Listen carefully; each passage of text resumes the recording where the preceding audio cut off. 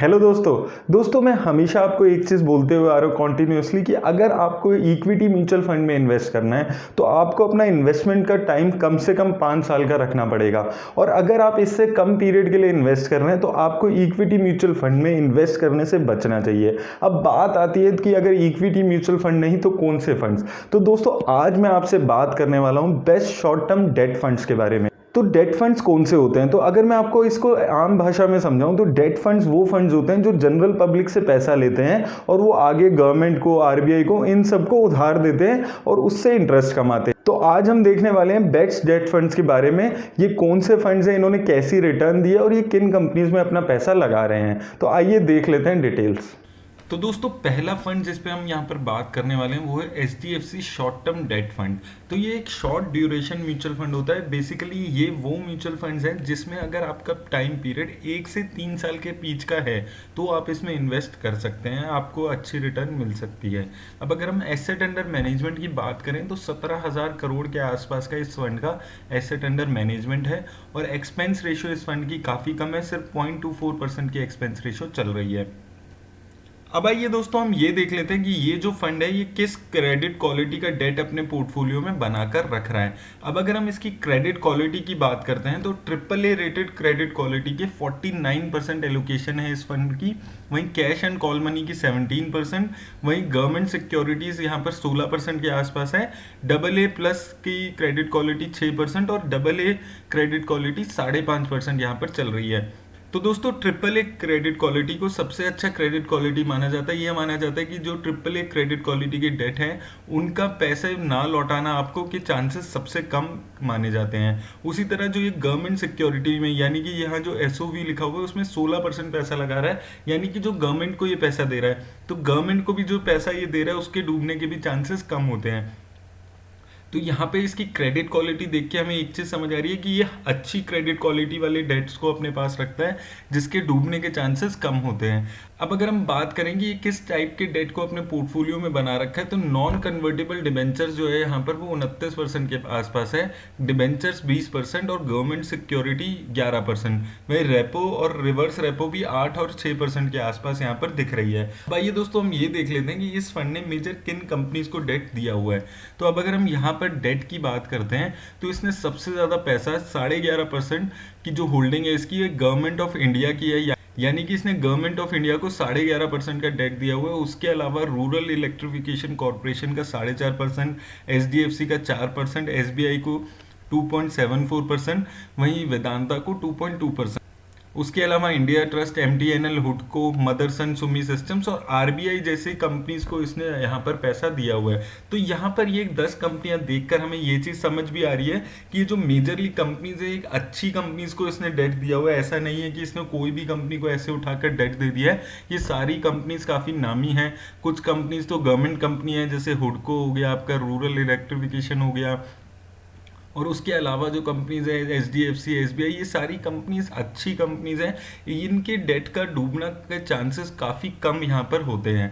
अब ये हम देख लेते हैं कि इस फंड ने रिटर्न कैसा दिया है। अब अगर हम यहाँ पर रिटर्न की बात करें तो अगर आपने इसमें वन टाइम 10,000 रुपये 1 साल पहले लगाए होते तो वो पैसा आपका इसने 10,900 कर दिया है। वहीं 2 साल में 12,000, 3 साल में 13,000, 5 साल में 15,000, और अगर आपकी इसकी इंसेप्शन में यानी कि जनवरी 2013 में ही पैसे लगा दिए होते हैं तो वो पैसा इसने आपका 20,000 रुपये कर दिया है, यानी कि 8 साल में इसने लगभग आपका पैसा डबल किया है। और अगर आप इसकी कंसिस्टेंटली हम साल में रिटर्न देखते हैं तो 9-9.25% के आसपास की ये रिटर्न दे रहा है। तो दोस्तों ये रिटर्न एक डेट फंड के लिए अच्छी है, सिंस आपको हो सकता है यहाँ पर रिटर्न कम लग रही हो अगर आप इक्विटी इन्वेस्टर हैं, लेकिन डेट फंड जो कि हाई क्वालिटी कंपनीज को या गवर्नमेंट सिक्योरिटीज में पैसा लगा रहा है वहां पे 8-9% की रिटर्न मिलना इस मौके पे अच्छा है। अब आइए देख लेते हैं दूसरा फंड यहाँ पर कौन सा है। दूसरा फंड यहाँ पर है आदित्य बिरला सन लाइफ का शॉर्ट टर्म फंड। ये भी एक शॉर्ट ड्यूरेशन फंड है। इसमें भी वही स्ट्रेटेजी आपकी रहेगी कि अगर आप 1 से 3 साल के लिए पैसा लगा रहे हैं तो आप इन फंड्स का चुनाव कर सकते हैं। अब अगर हम इसके एसेट अंडर मैनेजमेंट की बात करते हैं तो 7,000 करोड़ के आसपास का एसेट अंडर मैनेजमेंट ये फंड हैंडल कर रहा है और इसकी एक्सपेंस रेशियो 0.4% के आसपास की चल रही है। अब आइए दोस्तों देख लेते हैं कि इस फंड की क्रेडिट क्वालिटी कैसी दिख रही है।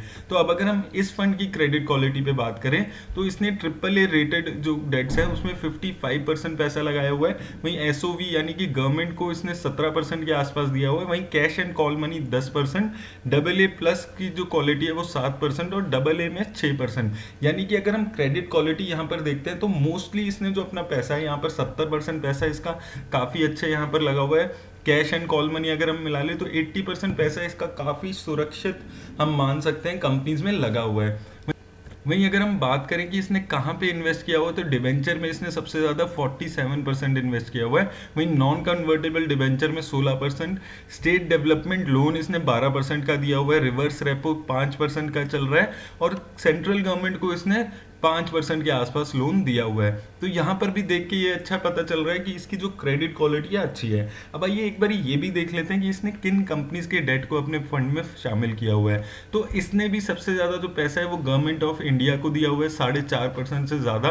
वहीं बिहार स्टेट को इसने 4.54% दिया हुआ है और एचडीएफसी को 3%। उसके अलावा अदर्स मिसलेनियस में 3% है, रिलायंस स्पोर्ट्स को 2.5% के आसपास, हुडको को 2%, वहीं सुंदरम पीएनबी होम फाइनेंस को 1.77% और एम्बेसी ऑफिस के रिट में इसने 1.75% पैसा लगाया हुआ है। वहीं रूरल इलेक्ट्रिफिकेशन और नबार्ड में भी इसने 2% के आसपास ही पैसा लगाया हुआ है। तो यहाँ पर भी हमें देख के एक चीज़ समझ आ रही है कि ये जो मोस्टली कंपनीज हैं ये अच्छी हैं, कुछ सरकारी कंपनीज हैं उसमें से, उसके अलावा कुछ कंपनीज एचडीएफसी और रिलायंस स्पोर्ट्स जैसी हैं और उसके अलावा गवर्नमेंट को इसने पैसा दिया जो कि डूबने के चांसेस बहुत कम होते हैं और क्रेडिट क्वालिटी भी इसकी अच्छी यहाँ पर दिख रही है।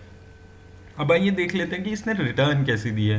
अब अगर हम इसकी भी वन टाइम इन्वेस्टमेंट पे बात करें तो अगर आपने इसमें 10,000 रुपये लगाए होते तो 10,000 रुपये एक साल में आपके 11,000 रुपये हो गए हैं, 2 साल में 12,000, वहीं 3 सालों में 13,000 और अगर आपने 5 साल पहले पैसे लगाए होते तो वो 10,000 रुपये आपके 15,000 रुपये हो गए हैं।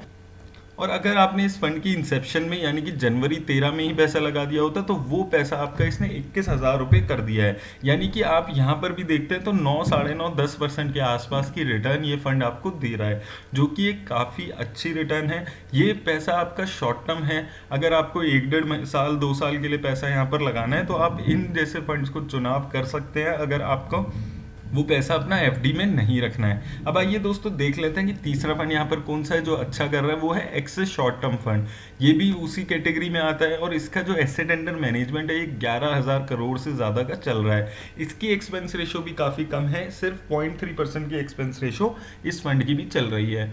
अब अगर हम बात करें इसकी क्रेडिट क्वालिटी की तो इसकी क्रेडिट क्वालिटी काफ़ी अच्छी है, इन बाकी 2 फंड से भी ज़्यादा अच्छी इसकी क्रेडिट क्वालिटी है क्योंकि ट्रिपल ए रेटेड डेट्स में ये इसने 64% पैसा लगाया हुआ है। वहीं गवर्नमेंट को जो इसने सिक्योरिटीज़ ली हुई है वो 27% ली हुई है। तो यानी कि 90% पैसा जो है इसका वो काफ़ी कंपैरेटिवली सुरक्षित जगह पर यहाँ पर दिख रहा है। अब अगर हम यहाँ पर बात करें इसके डेट फंड्स की तो इसने डिबेंचर्स में 33%, नॉन कन्वर्टेबल डिबेंचर्स में 15%, वही गवर्नमेंट ऑफ इंडिया में 12%, उसी तरह स्टेट डेवलपमेंट लोन में इसने 9% पैसा लगाया हुआ है और बॉन्ड्स में 6% के आसपास। अब आइए दोस्तों एक बारी हम देख लेते हैं कि इसने किस टाइप की कंपनीज को अपना पैसा दिया हुआ है। तो अब अगर हम यहाँ पे देखते हैं तो इसने फूड कॉर्पोरेशन ऑफ इंडिया को 4% दिया हुआ है, ये भी एक सरकारी कंपनी है। उसके अलावा गवर्नमेंट ऑफ इंडिया को उसने 4% और महाराष्ट्र स्टेट को 3.5%, वहीं एचडीएफसी को 2.28%, उसके अलावा एमएनएम फाइनेंशियल को इसने 2.71%, रूरल इलेक्ट्रिफिकेशन को इसने 2%, इंडिया ग्रिड ट्रस्ट को भी 2% के आसपास पैसा दिया हुआ है। उसी तरह कर्नाटका स्टेट और टाटा कैपिटल फाइनेंशियल को भी इसने 1.5% के आसपास पैसा दिया हुआ है। तो दोस्तों यहाँ पर भी यही चीज दिख रही है कि इसने गवर्नमेंट को, गवर्नमेंट कंपनीज को और अच्छी क्वालिटी की प्राइवेट कंपनीज को ही यहाँ पर टॉप 10 कंपनीज में पैसा दिया हुआ है। तो यहाँ पर ये सुरक्षित हो जाता है। आपको डेट फंड का चुनाव करते हुए अपने रिस्क में ये चीज़ जरूर जोड़नी है कि जो डेट फंड आपको 12, 13, 15% की रिटर्न दे रहा होगा वो थोड़ी रिस्की कंपनीज को पैसा दे रहा होगा और जो डेट फंड आपको 8-9% का अभी पैसा दे रहा है वो स्टेट गवर्नमेंट को, सेंट्रल गवर्नमेंट को या सरकारी कंपनियों का अच्छी जगह पैसा लगा रहा होगा जिनकी क्रेडिट क्वालिटी बहुत अच्छी होगी। तो डेट फंड का आपको चुनाव करते हुए क्रेडिट क्वालिटी को ज़रूर देखना है, आपको ये ज़रूर देखना है कि क्रेडिट क्वालिटी क्या आपकी मैच हो रही है आपके प्रोफाइल से या नहीं। अब अगर हम यहाँ पर बात करें इसकी रिटर्न पे, तो अगर आपने यहाँ पर 10,000 रुपये से वन टाइम इन्वेस्टमेंट की होती तो इसने भी 8% के आसपास की यहाँ पर रिटर्न दी है। और अगर हम देखते हैं कि आपने इंसेप्शन में पैसा लगा दिया होता है इसकी, तो आपके इंसेप्शन में लगाया हुआ पैसा लगभग डबल हो गया, 10,000 लगाए हुए 20,000 हो गए हैं। वहीं 5 सालों में 15,000 इस फंड ने आपके किए हैं। तो दोस्तों इस फंड ने भी लगभग 9% के आसपास की यहाँ पर रिटर्न दी है, अगर हम यहाँ पर देख रहे हैं ईयर ऑन ईयर। और ये एक अच्छी रिटर्न है अगर आप शॉर्ट टर्म के लिए 1-2 साल 3 साल के लिए इन्वेस्ट कर रहे हैं, आपको इक्विटी में इन्वेस्ट नहीं करना है और आपको अच्छी क्वालिटी वाले डेट फंड्स में इन्वेस्ट करना है। लेकिन दोस्तों आपको डेट फंड में इन्वेस्ट करते हुए टैक्सेशन का भी ध्यान रखना है। इक्विटी जो फंड्स होते हैं उसमें कंपेरेटिवली टैक्सेशन कम है in comparison to debt funds. तो अगर आप 30% की स्लैब रेट वाले बंदे हो तो आपको दिक्कत आ सकती है, क्योंकि डेट फंड अगर आप 3 साल से कम रखोगे तो आपको 30% पे आपको टैक्स देना पड़ेगा, क्योंकि जो भी प्रॉफिट होता है वो आपके स्लैब रेट में ऐड हो जाता है। और डेट फंड का चुनाव करते हुए आपको ये चीज जरूर देखनी है कि वो डेट फंड किन कंपनीज को पैसा दे रहा है और कैसी क्रेडिट क्वालिटी वाले डेट को पैसा वो लगा रहा है। इन चीजों का ख्याल आपको जरूर रखना है अगर आप किसी डेट फंड में इन्वेस्ट कर रहे हैं। मेरी तरफ से दोस्तों आज इस फंड पर इतना ही। अगर आपको ये वीडियो अच्छी लगी हो तो इसे लाइक और शेयर जरूर करें।